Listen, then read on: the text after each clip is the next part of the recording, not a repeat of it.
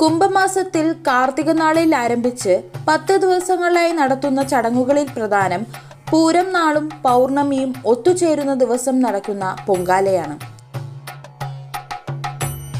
അന്നേ ദിവസം ക്ഷേത്ര പരിസരത്തു നിന്നും ഏകദേശം 20 കിലോമീറ്ററോളം റോഡിനിരുവശത്തും പൊങ്കാല അടുപ്പുകൾ കൊണ്ട് നിറയും. അതുകൊണ്ട് തന്നെ ലോകത്തിൽ ഏറ്റവും കൂടുതൽ സ്ത്രീകൾ പങ്കെടുക്കുന്ന ഈ ചടങ്ങ് ഗിന്നസ് ബുക്കിലും ഇടം നേടി.